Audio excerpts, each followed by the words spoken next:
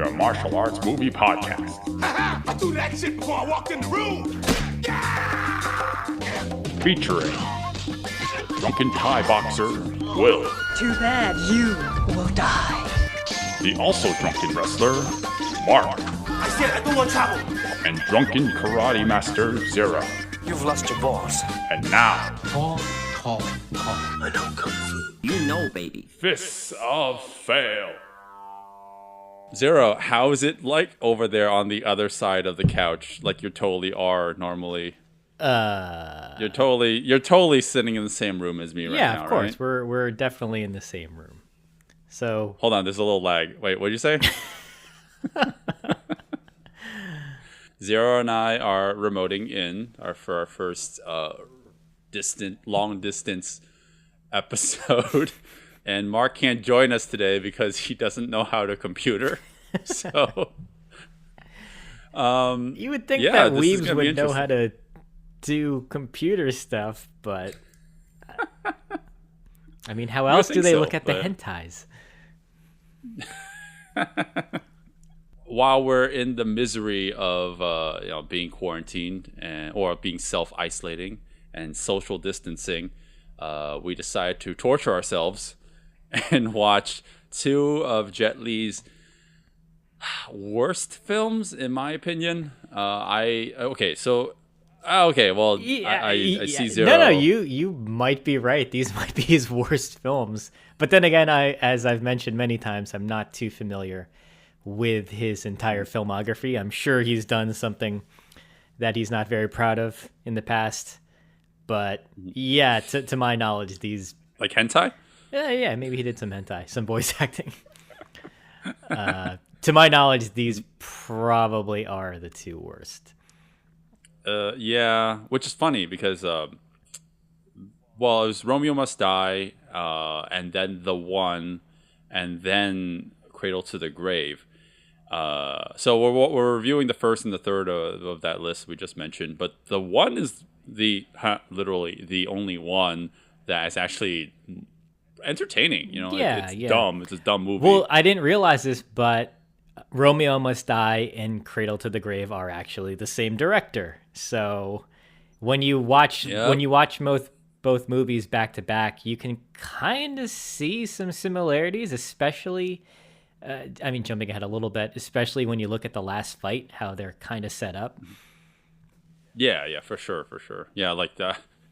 We were talking about this, and the reason why we wanted to do these episodes was, initially we just wanted to talk about Romeo Must Die because it's the 20-year anniversary of this piece of shit. Yeah, yay! It's the 20-year anniversary. But then as I was watching it, I just kept on remembering the movie incorrectly. Because I was like, oh, it works this way, or like the movie's gonna play out this way. But in actuality, I'm thinking of scenes from Cradle to the Grave. Ah, okay, I see. Yeah, and there's a lot of comparisons there you can make. It's so easy. Like it's both star Jet Li. DMX is in both movies. So is Anthony Anderson. Mm-hmm. Who else? I think that's where it stops. But what was supposed to happen in Cradle to the Grave, Aaliyah was supposed to play the role that was then given to, I think, Gabrielle Union. Yeah, but obviously Right, yeah. Aaliyah passed away before that, so they had to recast. But yeah, it would have been the same, all the same original players, which is kind of interesting because Jet Li went from being kind of a character into having absolutely no character in Cradle to the Grave. He's just like... I feel like we're going to be jumping around all over the place, but man, Cradle to the Grave, it's just filled with unlikable men. Yeah, well, I think both movies are just well, okay, fine, I'll give you that. Like the characters in Romeo Must Die are a little bit better written. They're definitely more fleshed out and more written. It's just like it's not the strongest script. It's an interesting idea, but yeah. Right. And the title itself is named after Romeo and Juliet, which is weird because watching the movie, I don't feel that way at all. I don't get any semblance of Romeo and Juliet story in there. Well, I never liked Romeo and Juliet in high school, so I couldn't tell you any of those characters' names besides the titular characters, so I don't remember the story either. Shakespeare needs more DMX in it. Yeah, exactly. But it's so easy to confuse these two movies. I find them so similar. And initially, it was just going to be an anniversary episode like we normally do, like for these milestone movies. But for this, it easily had to turn into a comparison episode. And it's not a comparison of like which one's, the masterpiece here. It's more like which one is worse. Which movie is harder to sit through. I know which movie is worse. I could very easily tell you which movie is worse, but it's also the more entertaining one, though. If you know what I mean. Okay. Well, all right. Well, how do we want to do this? Let's talk about both movies. Let's give Romeo Must Die its fair share before we talk about Cradle, right? Yeah. So both movies were produced by Joel Silver. Again, both starring Jet Li. And what is the story of Romeo and Juliet? How about you take this one first, and I'll try Cradle later. God, Romeo Must Die has the more complicated story that I'm not even sure I can recall. Something yes, I made it easier for myself. Right, something to do with people wanting to build a football stadium, so they're trying to buy the property amongst the Black and Chinese community, and one of the sons of the Black mogul is killed, and it causes strife between the two, not really gangs, but the two figureheads, and that son who gets killed also happens to be Jet Li's brother. So he comes. Yeah. So he breaks out of prison to figure out what's going on, and he meets the daughter of the mogul, played by Aaliyah, and then hilarity ensues. Well, it's not supposed to be a comedy. I know. It's a. Well, it is kind of funny, like unintentionally. There's a lot of unintentional humor. Yeah. I mean, like the whole story is revolving like the whole like bickering families thing, kind of like Romeo and Juliet, and that's where the comparisons to Romeo and Juliet die, because there's nothing else. Right. So, in theory, I like the idea of this movie. It's Romeo and Juliet instead of the whatever family feuds they had in the original story. This is actually it's based on race now. You have the African American community and the Chinese community, and the two, the son and daughter from each side, not really falling in love, but getting close to where it's making people and audiences uncomfortable, apparently. Well, yeah, this doesn't really spoil anything, but the movie does have a supposed kiss scene between Aaliyah and Jet Li, but apparently the audiences did not receive well to that, so they just left it as like a little bro hug between the two. Yeah, that's and that's all it needs. That's one of the unfortunate things about this movie is they really straddle the line with, are they really into each other or not? Well, actually, no, that's not true. Like, it seems like she's into him, but they don't want to visually do anything. They don't want to make them physically touch for some reason. It's like they were watching the dailies and the people making the film were getting uncomfortable or something like that. Yeah. I don't know. That's rough. It's a shame because the idea of doing Romeo and Juliet for modern times and making the tension based on race is kind of interesting to me. So I feel like this is a little ahead of its time, maybe, in terms of what it was trying to do, but it just didn't have like that really solid script.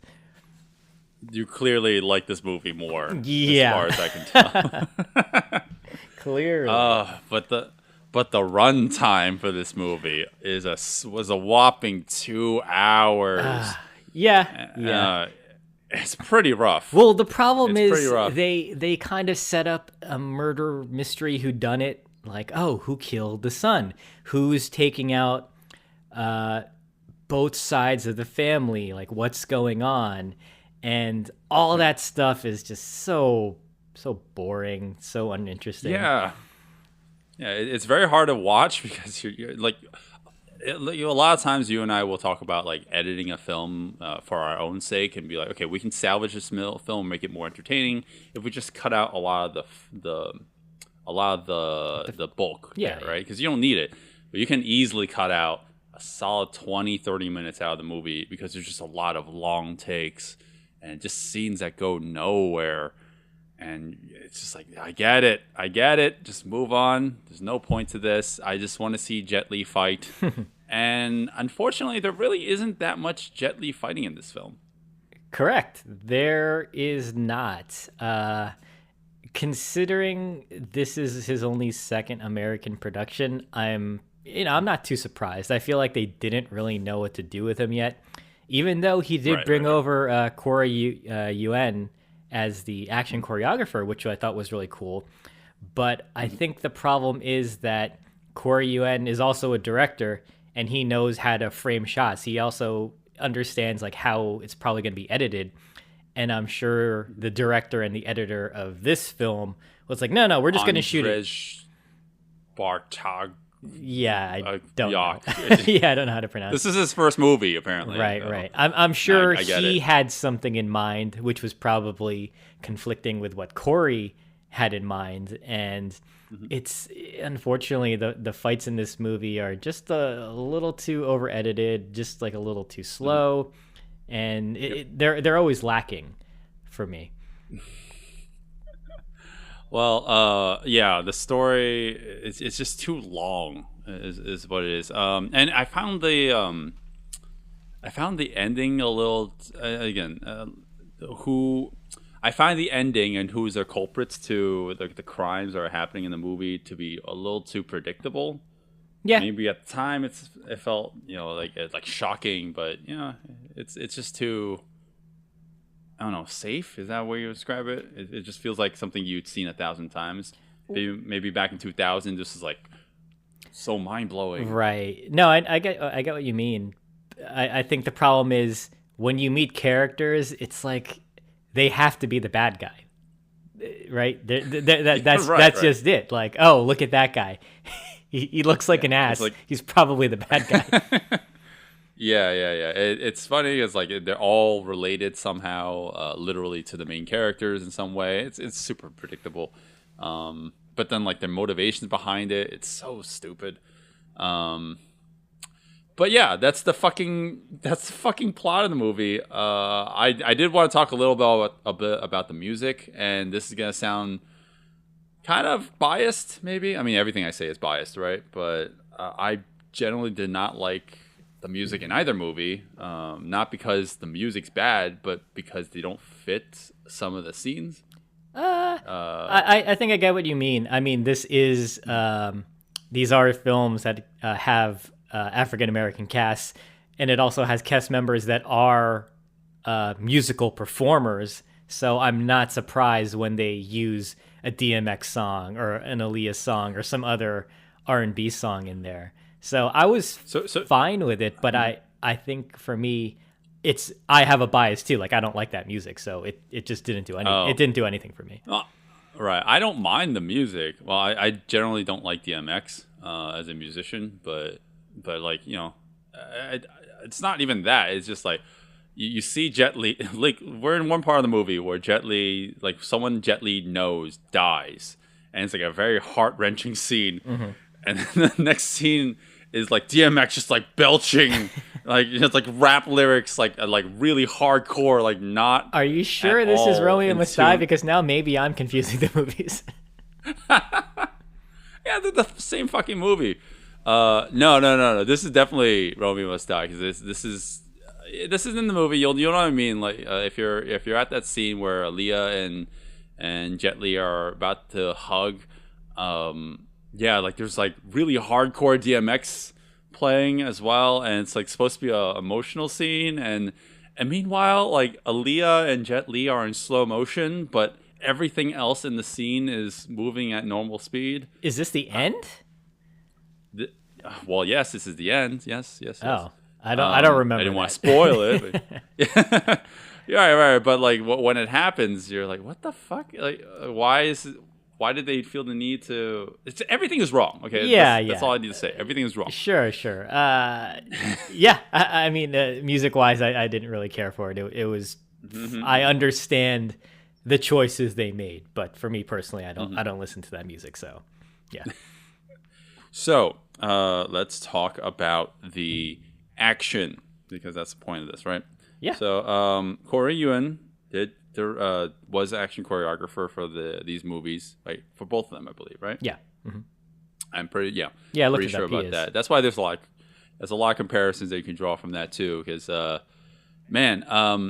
will say for the person who goes against Jet Li in both movies, or the people that go against Jet Li in both movies, I can easily mistaken one for the other because. Oh yeah. Well, I mean, we'll talk about the villain second one, but in this one we have Russell Wong, and I looked at his IMDb page. I looked at his Wikipedia. He doesn't seem to be a martial artist, so I was fooled. I thought he was a legit martial artist. Yeah. Given the fact that I didn't see any other martial arts films to his credit, I thought, oh yeah, he did a good job. I mean, the choreography was a little more simpler, but it was fine for what it is. Right. Yeah. Well, the first fight scene, and we don't have to talk about every one of them because I don't think there's anything really too memorable in either one movies. The first fight scene is with him in it, taking on a couple people in this nightclub, and two things really stand out for me in this scene. So one is when, three things maybe. There's one scene when he like kicks some guy into a fish tank, but his foot is so far away from the guy. Oh, so that's something I wanted to bring up. Yes. So he kicks like the glass above the tank instead of hitting the guy, but it causes the glass behind the guy to break.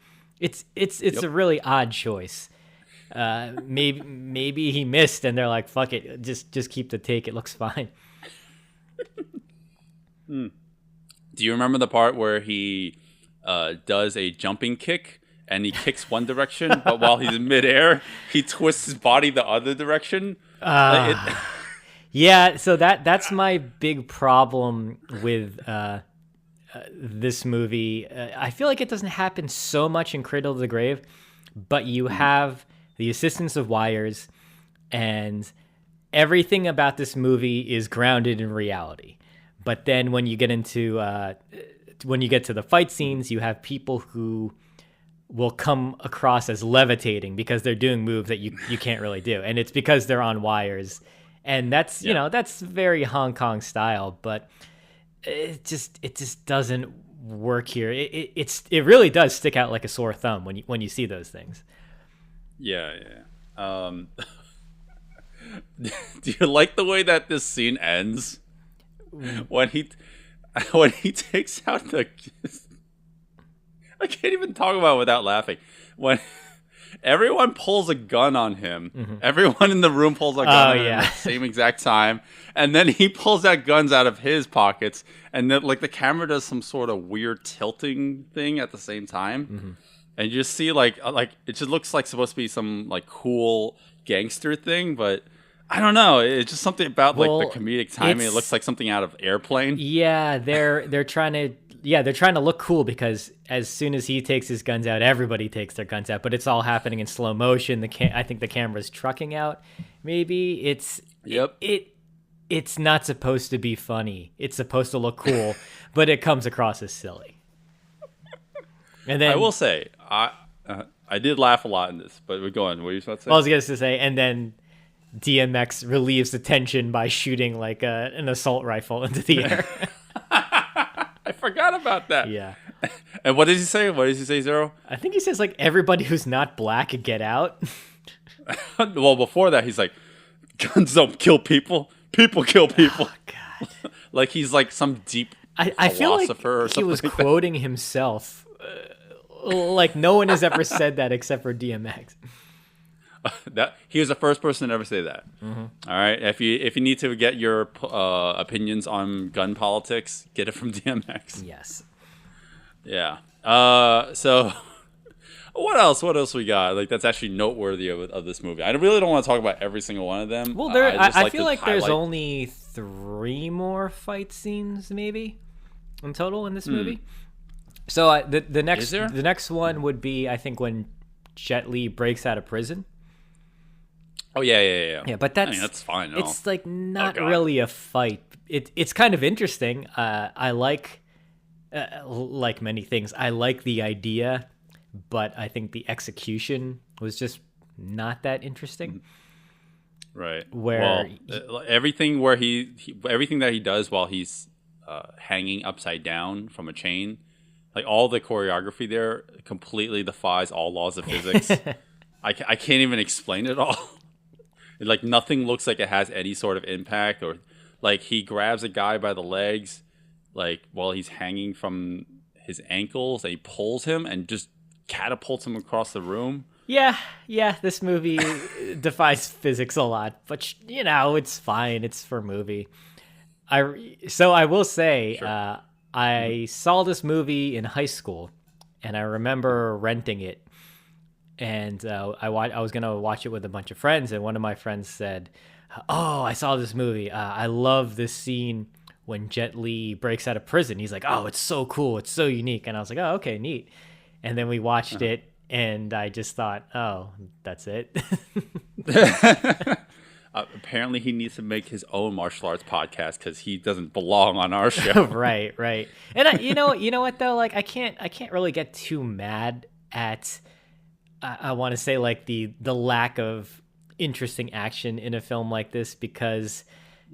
Like I can see how my friend would like this movie because he probably didn't watch martial arts films. Like we didn't have too many American martial arts films that I can really recall that did really interesting things with action. And this was around the time when Jackie Chan started getting popular. So like I was watching those films and then I was like, oh, cool, Jet Li's coming over here. And then I remember being utterly disappointed when I saw this movie. I was like, oh man, this is not what I thought he could do. Yeah. I mean, okay, so like you said before, Romeo Must Die was a second of his American productions or films. This is obviously after Lethal Weapon 4, where he played the villain. And in that movie, he didn't talk at all, but he was very menacing. Like he was like a huge threat, and I liked the way that they took him out at the end. They just fucking bum rushed him. That's how you have to do it. That's the only way you could do it. In the water, they bum rushed him. Yes, and they shot him up a couple times. It's like what a fucking terrible way to end the movie. But here he plays the protagonist, so like you're expecting him to be a good screen presence, and for what it's worth, he is. But unfortunately, the movie itself is just so bleh. Yeah, it sucks. Bleh. Like they're really trying hard to make him likable, but it doesn't work for some reason. Like Aaliyah taking him into the club, putting on a backwards hat, and then he's trying to act. Like he belongs in this urban setting. It's just, I don't want to like mainland China. Yeah, I don't want to say embarrassing because that's not very fair. It just it doesn't work. It really doesn't work. Yeah, they tried hard, but for some reason, like I don't think this is the right vehicle for him. Right. You know what it feels like? I thought I was disappointed with the ending the first time I watched it, and I hadn't seen it in a while because I kept like confusing it with Cradle to the Grave. But then when I was rewatching it, I actually forgot for a second who the main bad guy was. But I was very shocked that the main bad guy isn't the white guy, because I felt like that would have been such a perfect metaphor here. It's like, well, the problem to minority issues in the world are white people. Well, I mean, I thought that's too deep for the movie. Right. Well, subtly, you are correct. The main bad guy is kind of the white guy because they're the ones who are trying to buy all the property from the Chinese and African American community. Yeah. So, but they're not. They're just instigators. They're not actually the main bad guys. You know what I mean? Yeah. They're not the main bad guys, but in reality, they are. I mean, in this Such movie, biting in this political movie, commentary. Yes. yeah, in this movie. In Yeah, this movie, sure, that's totally. what I'm talking about. Yeah. But so the next fight scene is your favorite, isn't it? actually so the next fight scene is I don't know if you remember this one, but this is Jet Li fighting Anthony Anderson and goons in an alley. Vaguely remember this one. Yeah. Okay.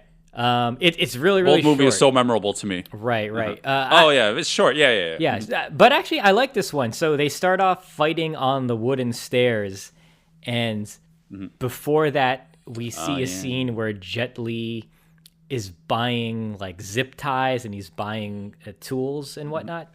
And this is a scene where he finally utilizes the zip ties. And I actually like this scene a lot because it was very, very simple. It was shot in a way that you could clearly see everything, because what he's doing is he's using the zip ties and he's using the goons' belts to kind of like tie everybody up and whatnot. And I thought it was a really simple, very straightforward, but like clear execution. So I actually liked it.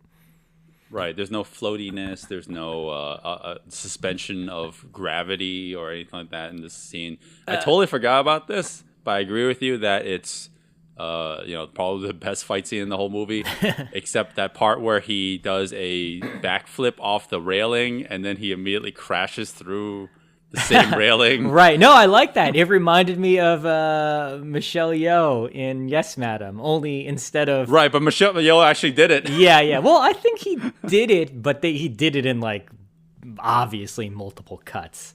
He did it in, like, 4 takes. Yeah, and instead of crashing through with his hands, he crashes through with his feet. So it's yeah, if you do a side-by-side, I think you can see where I feel it's similar.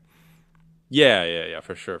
I like the part where they're in that alleyway, between the fences and such. Like it's super simple, straightforward choreography. But yeah, it does work just like you said. But the scene is so overshadowed by the next fight scene, which is probably the best fight scene in the whole movie. Are you talking about the football scene? The football scene. The football scene is definitely the best fight scene. Oh, Jesus. And there goes my camera. So the football scene. Yeah, you're explaining the football scene. So tell me more about it. I like to call this kung football. Really, really bad joke. Oh man. So, it's very similar to Shaolin soccer, right? It's as good as Shaolin soccer. That's what we're saying. I would watch a whole movie of Jet Li using martial arts to beat up football players on the field, because I feel like you could really, really drag this out into absurdity. But yeah, I mean, you're telling me it's not absurd already? Yeah. So basically what happens is Jet Li plays a game of American football with Anthony Anderson and Mr. Grown Up or Blackish, or whatever that show is called. Yeah, I think he's on Blackish. Yeah. And other fellow football players, and it's one of those things where they don't tell him the rules. So Jet Li is just basically like getting tackled. He's getting dogpiled, and then so he asks, I guess the quarterback, like, "Oh, how come they can hit me?"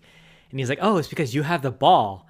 And then like you see that light bulb like over his head when he hears it. It's like, oh, because I have the ball, like they can hit me. So, oh God, that basically that means as long as Jet Li gives the ball to somebody, he can kick them in the he face. literally punched them and kicked them in the kicked them in the neck. It's like it's all good. It's yeah, just that's not how American sportsmanship. football works.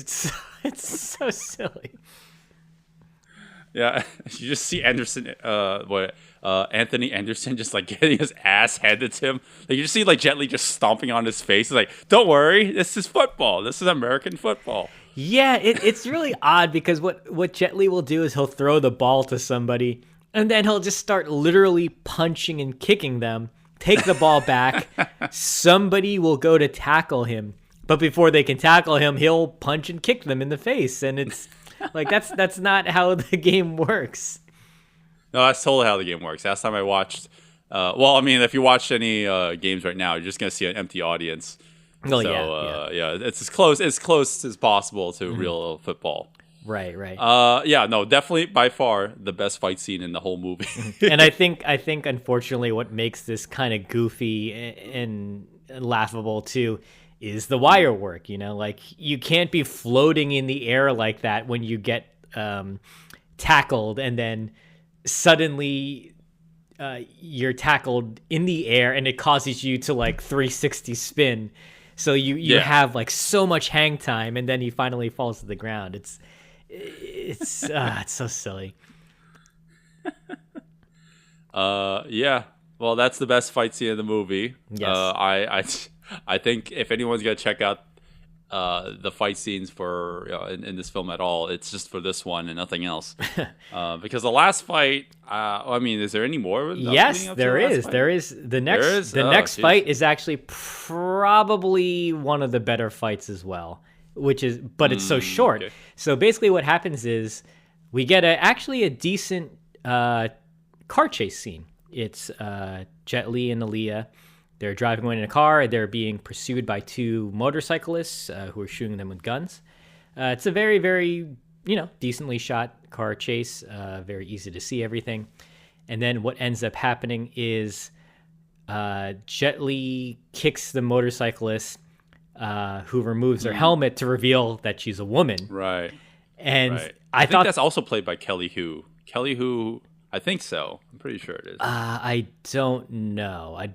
Kelly Hu was also Kelly Hu was the female, one of the female villains in Cradle to the Grave. Yeah.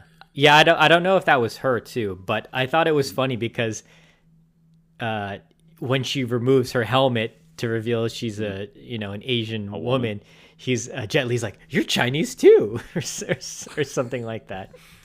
But he won't hit her because she's a woman. Yeah. So he literally takes Aaliyah and uses her as like a marionette doll to beat the shit out of this woman. I like this fight. I wish it was longer because I've mentioned previously, I know these types of fights where you have the man, or it's almost generally like a man using the woman to fight for him for some reason. It's happened in several movies. Like it's slower because yes, he has to physically pick her up and like twirl her around and literally grab her wrist and make like her punch with it.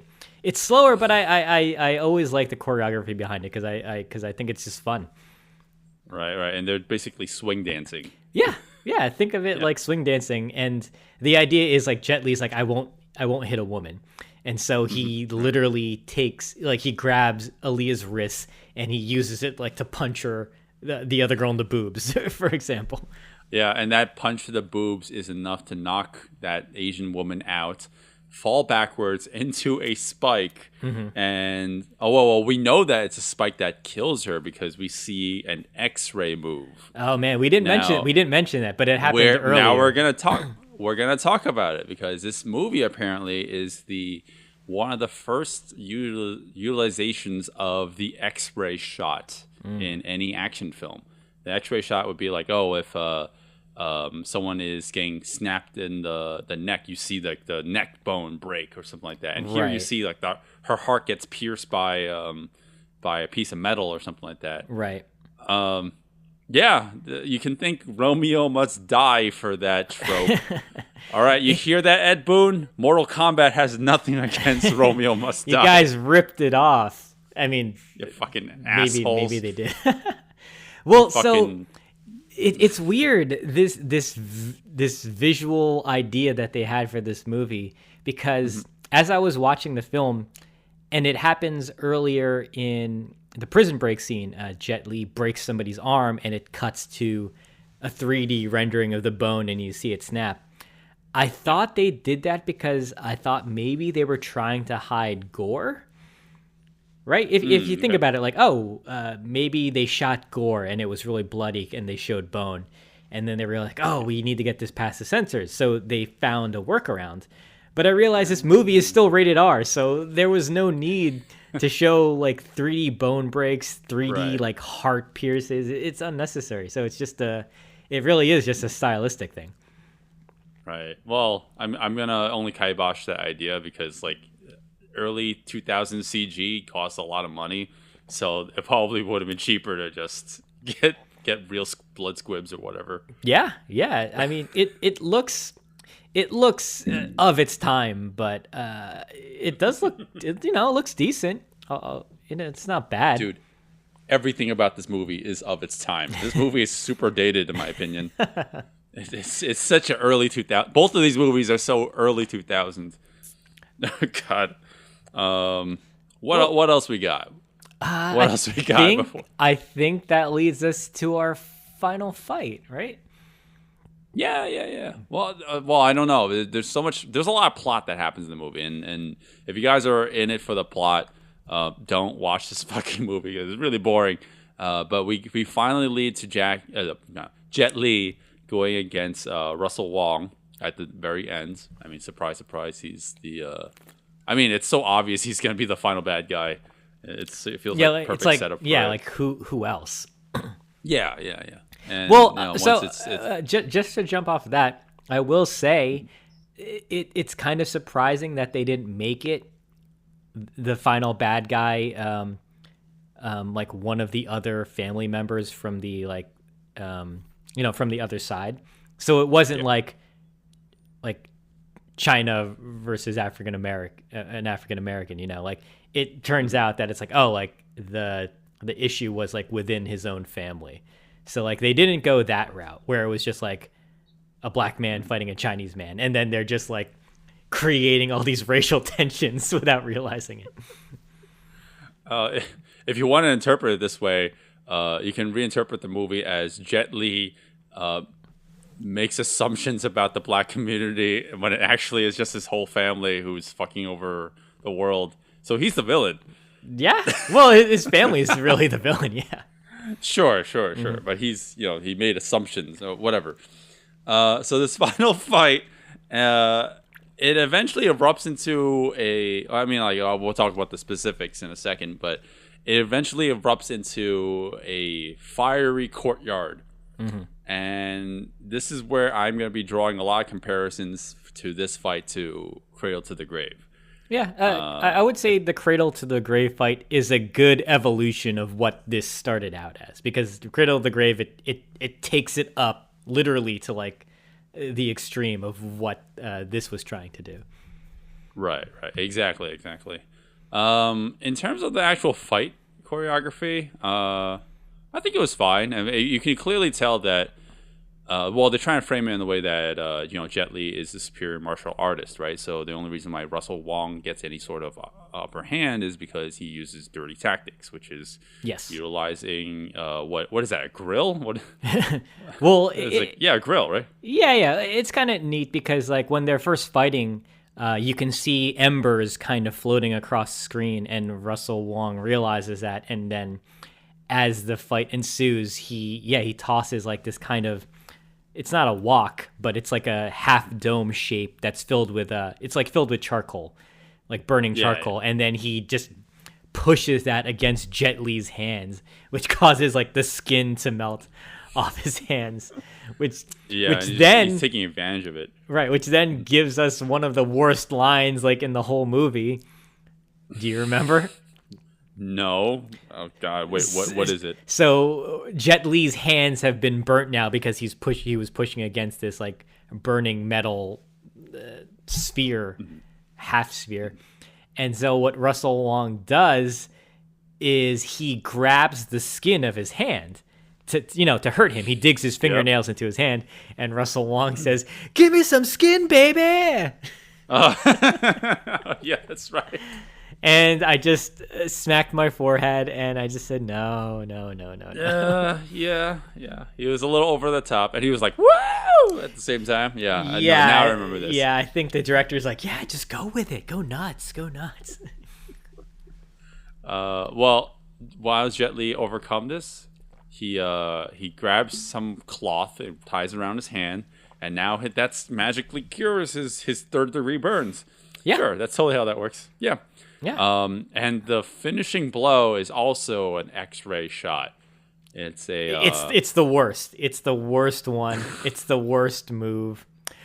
Oh my God, we did miss a fight actually. We missed a fight. Oh, good. Okay, well, tell me all about that fight scene that I totally remembered. I remember that because I don't know why I remember that, but we missed the water hose fight. What? Oh, yeah. Where the way that Anthony Anderson almost died. Yeah. Yeah, this is actually one leading up to this scene. Mm-hmm. Yeah. It's basically Jet Li like dodges a bunch of bullets and such. Yeah. I remember a little bit of it. Yeah. Okay. I totally remember this movie. I'm totally not forgetting it already. All right, explain it to me since I know so much about it. I mean, yeah. So basically, what happens is Jet Li is running away from gunfire. He realizes he can't really get close to them, and he sees a water hose, long fire water hose. And I like the idea. Again, I like the idea of this fight a lot. He turns on the fire hose and he starts spraying everybody who has guns, and he disarms them all. Good, fine. And then what happens is somebody with an axe chops the end of the hose, so there's no more water. So basically, he just uses it as like a really really long kind of rope. And he just starts wailing on these guys with the metal end of the hose. And there's some fun choreography here. If you've seen the Transporter 2 with Jason Statham, and that was also choreographed by Corey Yuen, that is the better version of this fight.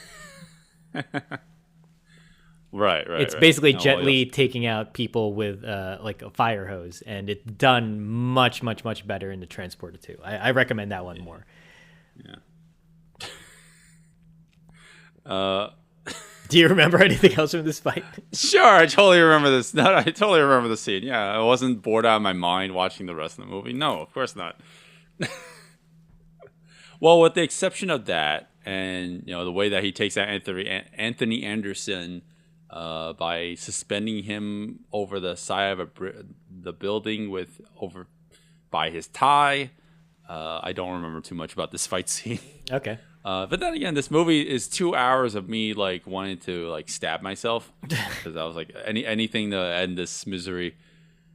Well, does that cover all the fight scenes officially? Yeah, I mean, did you want to go into anything else with the last fight? Like, what did you think of the choreography? Like, my problem... That was fine. Yeah, my problem is it was surprisingly too basic. There wasn't really anything interesting going on in terms of moves, and then it's just over-edited. It's like, I throw a punch, edit, here's you getting hit by the punch. Then you throw a punch back, edit, this is me getting hit by it. Like, there's too much of that type of editing. Like, I want to see people doing choreography with not so many edits, with longer takes. It's more interesting when you can see that, but it's almost like they didn't trust that Jet Li could do it, or they didn't trust that Russell Wong could do it, so they just... It's probably the latter than the former, right? Yeah, Russell Wong probably isn't a martial artist. But it's fine. It's weird because the way that they shot the first fight scene was with Russell Wong. I believed all of it, so I felt like it was a better showcase of what he could do. Yeah, that first fight scene was a lot better. I'm surprised that this one turned out so, I don't know, just so uninteresting. Yeah. Well, I thought it was fine. I don't think it was terrible. I just, but when we marathon and watch back to back both Cradle to the Grave and Romeo Must Die, I gotta admit, Cradle to the Grave ends it a little bit better albeit it does end a little more stupid. But we'll get to that. We'll get to that when we get to it. Well, so I just want to say, and we always kind of spoil the fights, but the way this last fight ends is so fucking stupid. Like, so basically what happens is Jet Li powers up because he wraps his hands, his burnt flesh hands, and that's how he wins. That's how like basically he wraps his hands and now he's at 110% instead of just back at 100. And so he's pummeling Russell Wong's character, and Russell Wong goes up for a flying jump kick, and Jet Li defeats him by jumping just a little bit higher. And what I mean is, when Russell Wong's leg is extended out to kick him, Jet Li jumps a little bit higher. He puts his leg out, pushes Russell Wong's leg down, and then kicks him in the top of the head, which then leads to an X-ray of his spine being compressed because he kicked the top of his head so hard. I don't know if that works that way. It doesn't. Okay. No, it's so it's so stupid. Like God. what is his leg? Like a hydraulic press? Like how the fuck does it make his whole body just crack like that? If they did the X-ray and it showed like the skull like maybe exploding, I would be like, okay, cool, sure. Oh geez, well they didn't want to do that. They didn't want to do that. But the fact that the kick was so powerful, the skull pushed all the vertebrae in his spine down and crushed it all together. It's stupid. And you're just left wondering why. It's funny because when we were watching this, I remember laughing a lot, but not for the reasons that like were intentional. And from what I do remember from the fight scenes, I do not take this movie seriously at all. I think it's just so dumb. Mm-hmm. But there, but the fight scenes to plot ratio are so minimal. Mm-hmm. I feel like there's not enough fights for the amount of plot that we get. So I think that's one reason why I don't I find the fight scenes in this movie a lot more forgettable. Yeah, I can definitely. Yeah, no, I see what you mean. Like, there's so much plot in this movie because it's complicated. It is kind of like a murder mystery. Like, who's killing these people? We got to figure it out. And they don't supplement it enough with action. Like, and the action that's there, it just comes across as more silly. Yeah, for sure. Well, that's Romeo and Juliet. Romeo Must Die. Oh God, do we talk about Cradle now? Yeah, I guess we have to talk about Cradle. Well, we have to, right?